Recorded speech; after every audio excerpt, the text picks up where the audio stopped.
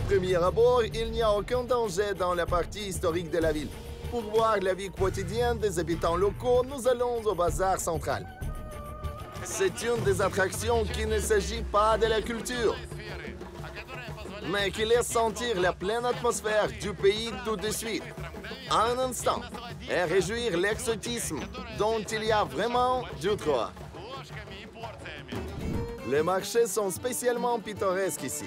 De tous côtés, il y a des tissus de toutes couleurs, de l'or et de la bijouterie. Il semble qu'on peut y trouver tout, de nourritures exotiques aux vêtements et outils traditionnels. Mon Dieu, il y a là toutes les choses imaginables. J'aime ces narguilés. Le tuyau est en une seule pièce, puis une sorte de mécanisme, de vie, et le tuyau tourne comme ça. Pardonnez-moi pour une question indécente, mais est-ce que vous fumez du tabac ou quelque chose d'autre? C'est du tabac, et c'est ça toi-même. Il faut que je dise que le tabac est nuisible et méchant. Je ne fume pas et je ne recommande à personne de fumer. Mais ici, je n'ai pas le droit de refuser, alors je l'essaierai et je vous dirai quel est le goût.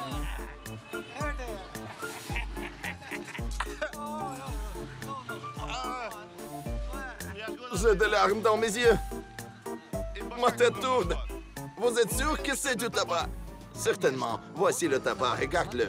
Il est de notre province du Punjab. Le narguilé, c'est une tradition ancienne de chez nous. Merci. Mes amis, nous sommes en train de briser un mythe. On dit que lorsqu'un étranger apparaît ici, on se jette sur lui, on le kidnappe. On dit qu'il n'est possible de tourner rien par une caméra, mais voilà, tout le monde est très gentil et sympathique. Ce sont nos premiers pas en ce pays. En anticipant un peu, je dis qu'il y avait des cas où j'étais nerveux, pour dire le moins. On nous rattrape, enlève le caméra. Ta casque. Oui, j'en l'enlève aussi. Voici un homme qui vend une sorte d'ogive. Voyons ce que c'est. Bonjour. Qu'est-ce que vous vendez? De kulsi. Ils sont faits de lait. Oh, sympa. Ce sont comme la glace? Oui. Ils coûtent combien? 20 pour le petit, 50 pour le grand. Qu'est-ce qu'il y a là, outre le lait? Du sucre et du fromage cottage. Donnez-moi la plus petite glace. Tiens. Sympa. Merci bien. Eh bien, quand j'ai vu votre carriole avec ces trucs-ci, j'ai pensé que vous êtes quelque sorte de combattant. Qu'est-ce que ce sont? Des anciens missiles? Non, ce sont juste des décorations. Ils ont l'air de kulsi. On écrit trop de mauvaises choses sur le Pakistan à l'Internet. Lorsque j'ai vu un homme avec des missiles à sa carriole, j'ai eu l'envie de m'enfuir. Alors, mes amis, ce ne sont pas des missiles. Ça veut dire la glace. Et qu'elle est bonne. Très bonne.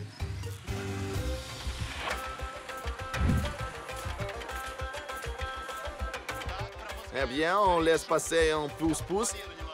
Je ferai du stop un peu. Je ne pourrai pas passer autrement. Le trou est trop petit. Les heures de pointe ont commencé.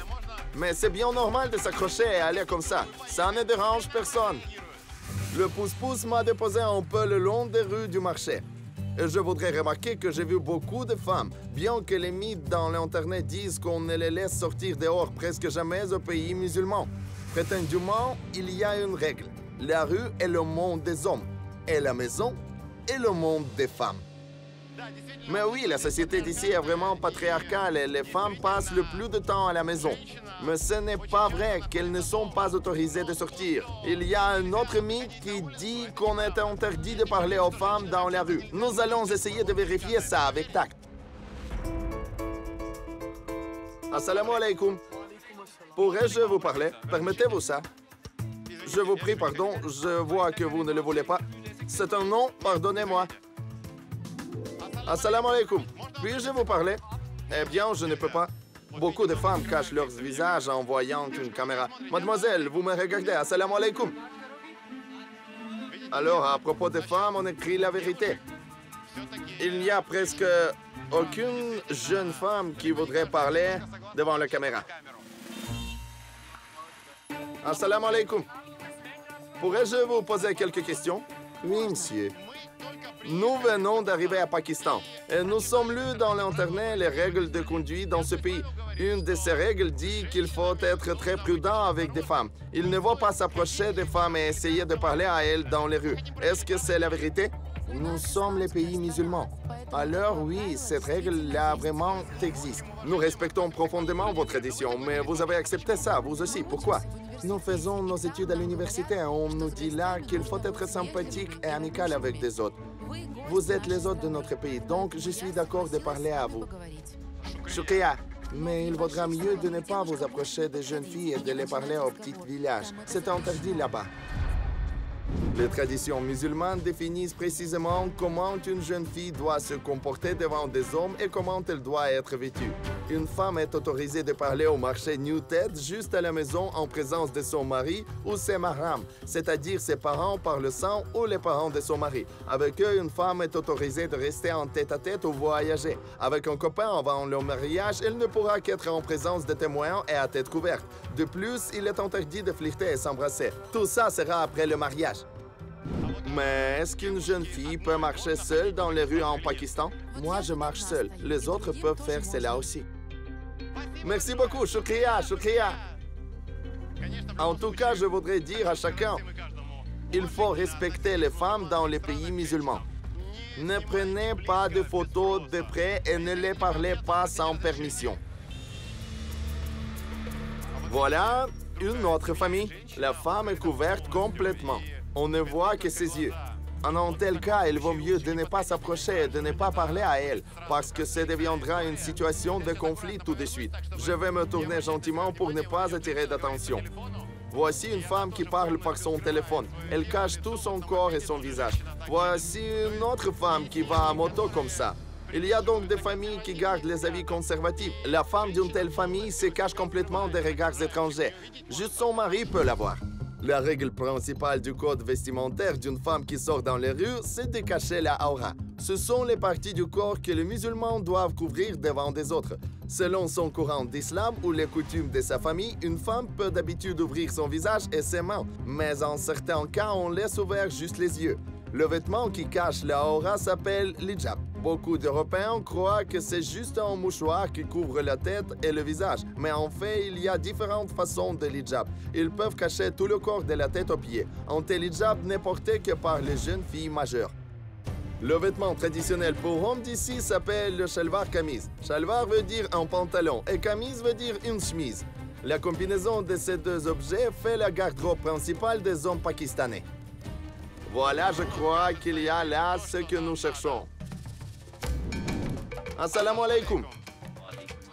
Je voudrais choisir un vêtement traditionnel pour moi-même, le shalwar kameez. Choisis ce que tu aimerais. Je voudrais l'un sans broderie et sans motif, qu'il soit uni comme les vôtres. Nous en avons un moment.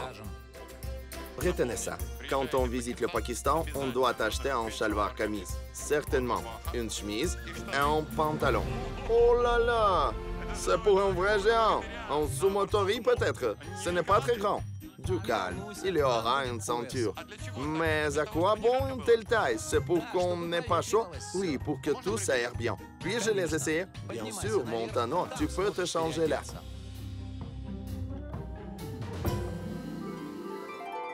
Ça commence, c'est ma taille. Ça te va comme un gant. Un vrai Pakistanais. Merci bien. C'est tout ce qu'on manque en climat si chaud. Quand il fait 35 ou 36 degrés, comme il fait maintenant à la haute, premièrement, on ne brûle pas au soleil. Secondement, on n'a pas chaud. Troisièmement, c'est conservatif. Et quatrièmement, c'est traditionnel et le monde va aimer ça. Notre caméraman, Sacha Dmitriev, se change en vêtements traditionnels aussi. Pour 2 shalwar kameez, nous avons payé $20. Je suis sûr que nous allons nous fondre à la foule très bien en tel vêtement.